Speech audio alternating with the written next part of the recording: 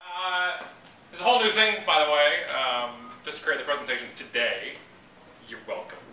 I'm the grumpiest motivational business speaker you'll find. Except for the first couple slides. This is probably my favorite quote in the history of mankind. The truth is, no online database will replace your daily newspaper. This was said by a genius, Clifford Stoll, in Newsweek, on February 27, 1995. How he was talking about how the internet won't go anywhere. That it'll never replace classical media, never replace things in business. That it's just a fad.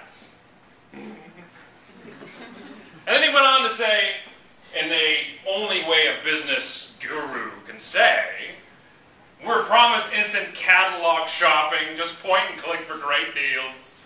We'll order airline tickets over the network, make restaurant reservations, and negotiate sales contracts. So how come my local mall does more business in an afternoon than the entire internet handles in a month? The network is missing a most essential ingredient of capitalism, salespeople. Which is why you're here today, because God knows the last thing the world needs is more salespeople. So we'll hear about social media. We realized in 15 years since that quote came out that I think the internet does a little more business than his local mall does now. What is it, $100 billion a year it's estimated at, the online commerce. So from that quote, what you'll learn is very simple. Don't listen to experts, including me.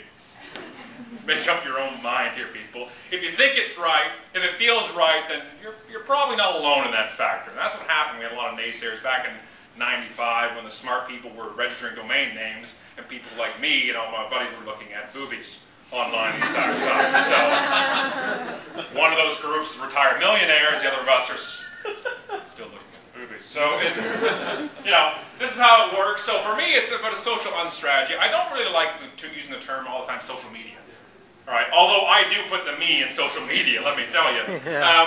When you hear the word media, you automatically think push message, right? Media pushes it out. And it's just a channel.